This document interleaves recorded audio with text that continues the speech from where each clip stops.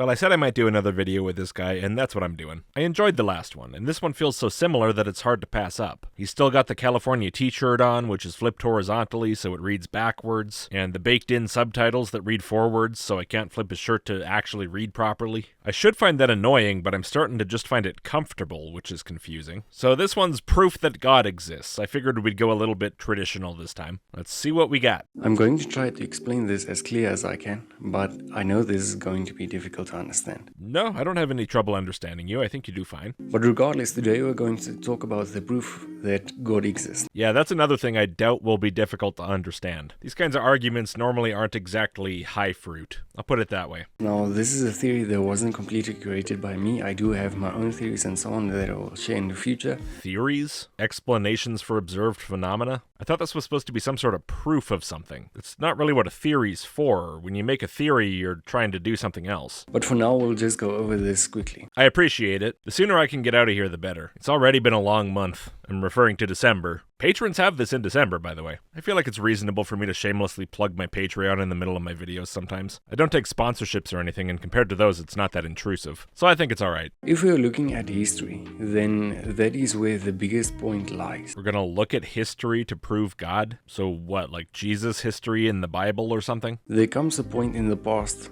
where if you keep backtracking and keep going back and back and back, up until the point of the beginning. Oh, that kind of history. Okay, get it over with. There isn't any good solid theories about any non-religion aspects. I don't want to nitpick at your subtitles too much, but I noticed that says there are no good solar theories, as in theories about the sun. But I think what you actually said, what I heard, and what's reinforced by the context is there are no good solid theories. I'm pretty sure that's just a typo, but I feel like if I didn't point this out, somebody would be very confused. So you feel like there are no solid theories about what happened at the beginning, I guess that aren't religious ones, I think is the point. Well, I think that demanding that someone else just hand you a good solid theory about what happened at the very beginning of time is a pretty big ask, really. This is not a trivial request you're making. Now, of course, religion treats this as trivial. Religion just makes up an answer and plugs it in and says, job done. How did this all get here? Somebody made it that way. Okay, why is he there? How can he do all this?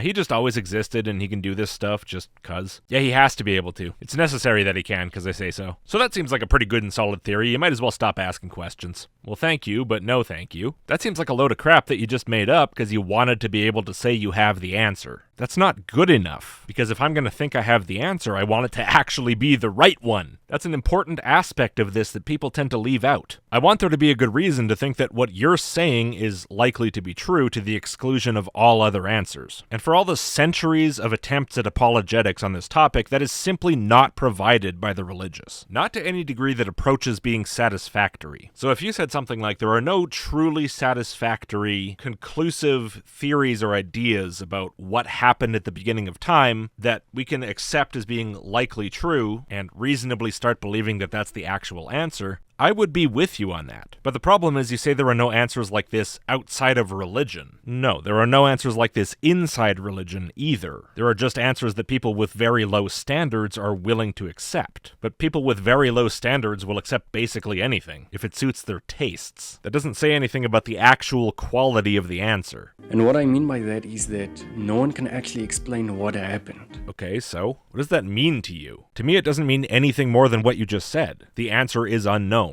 I just look at my little mental checklist of questions about things and go, that one's still not checked off the list. Oh well, guess I'll go make lunch. That's as much worry as I need to allow myself on this question. I got leftover turkey in the fridge. It's got to get used. If I don't know the answer to some cosmic question, it doesn't matter. I have other things to deal with. And regardless of what your speculations may be, I don't really have any. I mean, I know of some. I could speculate. I just usually don't. Because why would I? It doesn't get me anywhere. I'm not going to be able to accurately answer this question by speculating all day, so I might as well not. God grant me the serenity to accept the things I cannot change, the courage to change the things I can, and the wisdom to know the difference. Well, I know the difference, so I guess I'll go do something more productive. No one was there in the past to be able to tell us things like this. Okay, well that's completely irrelevant to scientific investigation. The whole point is that you can make inferences about what happened previously from how things are and how things work. Similar to figuring out who hit who in a car crash. You don't show up at the accident scene and go, well, I have no idea what happened here. It's impossible to figure this out. Everyone involved is dead. Nobody's there to tell us anymore. Clean it all up. Let's go home. No, if you have a functioning brain, you're able to make inferences. This creationist type attitude of always needing someone who was there to just tell you what happened is what children do when they expect their teachers or their parents to tell them everything about the world because they have no ability to actually understand how to reason on their own. The fact that we can't even get past that stage in these kinds of discussions really tells you the mindset involved. Many things of the past is incorrect because it was people who thought about everything and calculated it instead of knowing that that is what happened. Are you saying some calculation is incorrect? What are we specifically talking about here? Which calculation are you taking issue with? Or are you taking issue with scientific calculations in general? If you want to reject science on the basis that you don't think math is reliable, you can do that. You wouldn't be the first person I've seen do that. You wouldn't be the first person I've responded to who does that. It's not a strategy I consider particularly advisable, but you're welcome to it if that's really how you feel. I'm not going to try to explain the usefulness of math yet again. And that is where people with a religion such as Christianity already have a good advantage because we have the Bible that was written a very long time ago. Okay. So let me try to see if I understand the argument. The Bible was written a long time ago, and therefore, merely by virtue of their proximity to it, the people who wrote the Bible know more than other people about what happened at the beginning of time itself. You know, it often happens that the hardest thing to figure out when making one of these videos is how do I respond to something where the basic assumptions underlying the point the other person is making are so flawed that there's no way even to really address the point because my basic realistic assumptions are so different from those of the other person that there's no way to bridge that gap. Like, for example, I could point out that this implies that the level of a person's knowledge of the beginning of time is merely a function of their distance from the beginning of time. And therefore, that if you went back 100 years and you pulled any random guy off the street and said, hey buddy, tell me about the beginning of time, he would have more accurate information than any cosmologist living today. Because the only relevant factor is you lived longer ago. And to me, this would at least be a good first step in illustrating the absurdity of this sort of a claim. Except, how could it illustrate the absurdity to this guy? Because that's exactly what he thinks happens. The longer ago you lived, the more you know about the start of time. That's what's relevant. There's no other concern. The Bible is old, therefore they know. Who these people were, what kind of access they had to this information, what they did to obtain this information, that's not a concern. They lived before we did. I could find some random old person who makes no claim to know anything about the start of time and say, hey look, this person's older than I am and yet knows nothing about the start of time, but what would that mean to this guy? He'd just say, no, you're wrong. That old guy was born closer to the start of time, so he knows more than you do. He just won't admit it.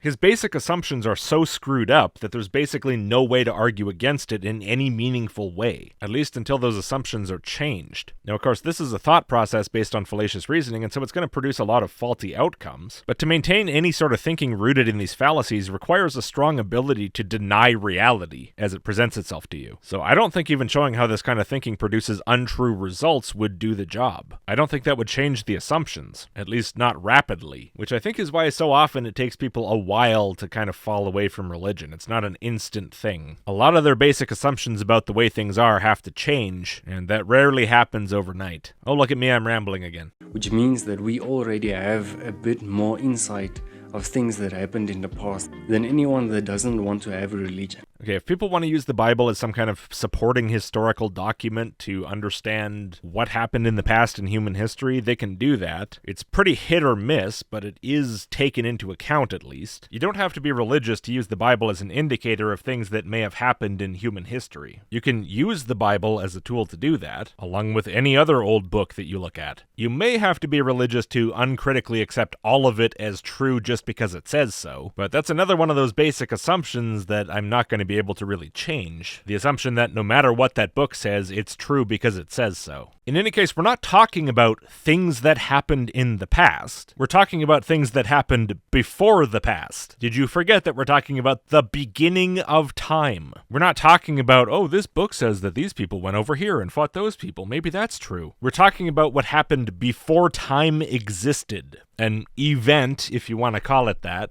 by definition these people could not have seen. Again, your argument is just, these people lived closer in time to the event that none of them could have possibly possibly witnessed. And therefore, they know more about the event that none of them could have possibly witnessed than we know about the event that none of us could have possibly witnessed. If your argument was, well, God existed at that point and he saw it, and he wrote the Bible, well, obviously I would have a lot to say about that. I wouldn't just accept that. But at least it would be an argument that makes sense in relation to itself. If you ask an atheist what happened in the beginning, or anyone that is going in that field of study, it is difficult for them to be able to give us a good answer. Yeah, it should be difficult. Is there even a question that's more inherently difficult than that? You're acting as if the person who's best at pretending this is an easy question to answer is the one who's most likely to be correct in their answer. But no, that's like the opposite of reality. The person who acts like it's just a breeze to answer this question is either vastly overconfident or just lying. But again, here's one of those fundamental assumptions that's going to be very hard to change. The idea that if someone very confidently states their answer to a question, that answer must be correct. And if someone expresses any uncertainty or inability to answer any question posed immediately and simply and conclusively with zero effort, that person's probably an incompetent buffoon and should be ignored in favor of the slick talker who can instantly answer any question you ask with supreme total confidence. What's reasonable to believe is not that which is supported by the facts and the reasoning, no more and no less. No, what's reasonable to believe is whatever was told to you by someone who sounds very confident or who lived a long time ago. Facts be damned, reasoning be damned, evidence be damned, truth be damned.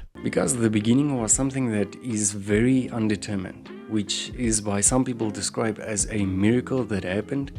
By some people it is described as two dust particles that exploded. Nobody describes it that way, Almondo, or whatever your name is. And either way, regardless of what point you're looking at from, there isn't any clear answer that you are able to give us. Well, if someone confidently says, it was two dust particles that exploded, well, they said it confidently. If they're older than you, they also lived closer to the start of time. Good enough, isn't it? That's what makes something reasonable to believe, right? So what's the problem? We that have a religion, and we as Christians, we do have an answer for that specific question that many other people can't answer because they don't have a religion, or they are an atheist, or they believe in science and so forth. I can do the same thing you do. I can make up an answer and say it very, very confidently all day. It's not that I can't do that. The difference is I'm not going to, because that doesn't actually get us anywhere. That doesn't make it true. If the guy sounds real confident when he tells you he's going to sell you the Golden Gate Bridge, that doesn't mean he will. They would never be able to give us that answer. What, the science-y people? Yeah, the religious types have said that a lot over the years, about things that science eventually provided an answer for. I don't think anyone's going to make any promises, but, well, your confidence on this matter doesn't make it true, put it that way. I would just like to conclude everything in a nice package to say that... Oh, just to clarify that, he's concluding his video 2 minutes into a 7-minute video. Your opinion should be based on what you believe in and what you feel is right, what you feel is correct. No, your opinions should not be based on your feels. Holy Christ. There's yet another fundamental assumption that's completely screwing this guy up, reasoning-wise, which isn't going to change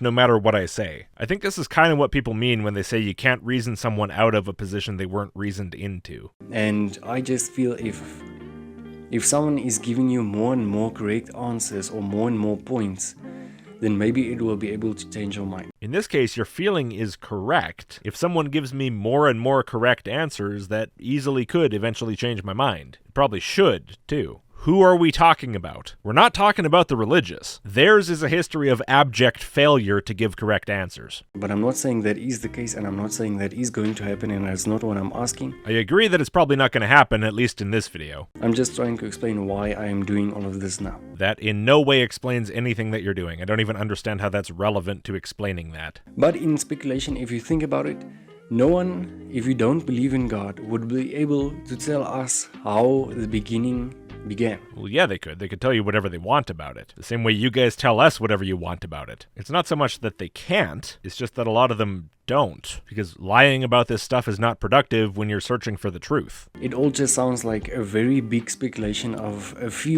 many different opinions. What does? The supremely confident answers people bring forth about what happened before time? Yeah, that's what I'm saying. That's why I'm saying you shouldn't do it. That's why I'm saying you shouldn't expect it. What you're demanding should happen is exactly what should not be happening if we want to reach correct answers. And most of those opinions contains aspects that is physically impossible. The very big speculations of many different opinions contain aspects that are physically impossible. Okay, for one thing, you're a Christian. Physical impossibility should not be a barrier to you. Why are you saying that like as if it's a disqualifying factor? If you're fine with that in one case, you should be fine with that in all cases. But what are you saying, that hypothetical physics answers to this question are physically impossible? Maybe, but how would you know? You don't even think you can use math to calculate what happened in a fucking car wreck. What makes you think you're an authority who can tear down the entire physical understanding of the universe?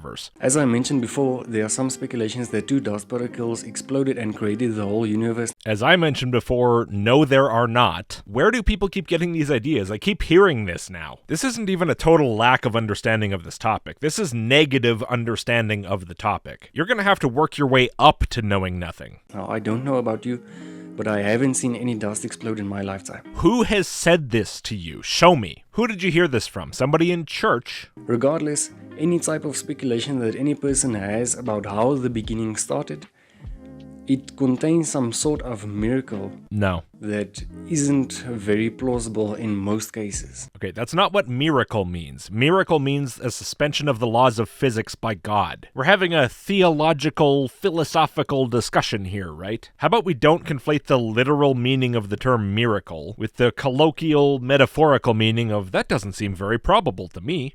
If the universe is improbable, which I personally see little reason to assume it is or isn't, that's not a miracle. Improbable things happen, especially when a lot of different things happen. I refuse to call something a miracle merely because it's improbable. But again, I want to repeat, I don't see any reason to assume that this is improbable. That's your claim. You're going to have to support that claim, and I'm curious to see how you do. I'm curious to see how you've derived this knowledge, you who live so far from the beginning of time. Some speculate that it is a 1 in a millionth chance of something like this happening. Right, 1 in a million is not bad odds at all. But so you're telling me that some unnamed person speculated this, and I'm supposed to take that as meaningful, after all your complaining about people speculating earlier. This guy wasn't there in the past to be able to tell us this, he's just speculating. There, I've shot down your claim with your own argument. But regardless, the biggest fact is that if you believe in all of those things, then it means that you also believe in the beginning there was nothing. If you believe in what things? That 2 dust particles collided and that's why there was the universe? No, then you believe that in the beginning there were 2 dust particles. That's not nothing. Did you forget what you just said? How did something come out of nothing? Well, apparently it didn't. This idea of yours that apparently is the scientific idea is that there never was nothing. There were just 2 dust particles that bumped into each other. Seriously, you just got done saying that.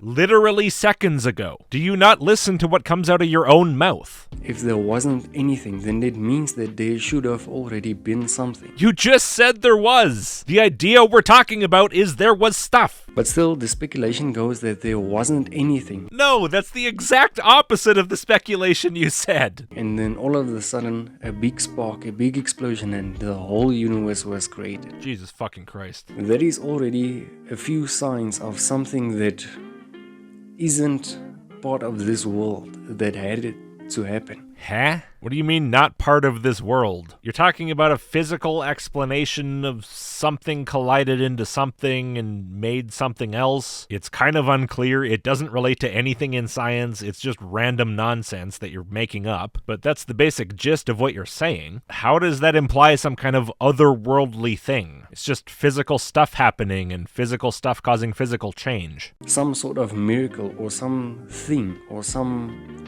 one had to create all of these things because it can't just come out of nothing. Who said the dust particles came out of nothing? Who said the dust particles came out of anything? Who said there were dust particles? Start with that. We should really back up here and talk about who you're talking about, what they said exactly, what the basis of it is. Because at the moment, it seems like you're just making this up out of whole cloth.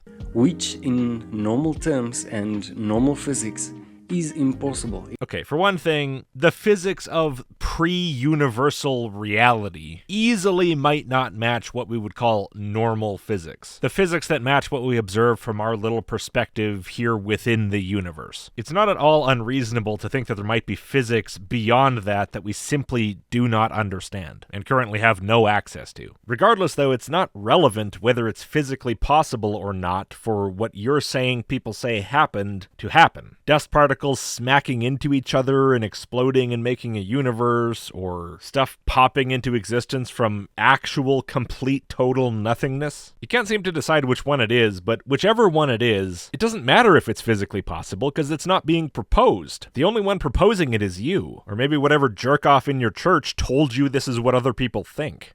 Because there needed to be something there for it to react and then start something else. Yeah, that would be the dust particle thing, wouldn't it? There's something there, and there's something there, and then they're together, and then they react, and then they start something else. Or in the case of things starting from nothing, well, nobody proposes they started from nothing. People propose things like quantum vacuum fluctuation something or other, which is not nothing in the way that you mean nothing, where there are plenty of things to react to each other and start something else. You're talking completely out of your ass. And that is the basics of how I can explain the proof of that God exists. Hold on, what was the proof that God exists? Science didn't explain literally everything to complete undeniable perfection yet. Therefore God. Really? Is that it? What can I even say, man? Now, I talked about this in a physical form. I didn't talk about anything emotional or anything like that. You just said your opinions should be based on your feelies. The debate is very difficult. No. Because no one would actually believe anyone else if they are not giving good points. You seem to do fine believing the people who aren't giving good points. For example, many people would say, God doesn't exist because he doesn't answer me, he doesn't talk to me. Bad argument unless God is defined as a thing that talks back to you. But if I am able to tell you, God talk to me, would you have believed me? No, why should I? You wouldn't. Correct. So how am I able to persuade someone? I didn't think that was the end of the sentence, but I think it might have been...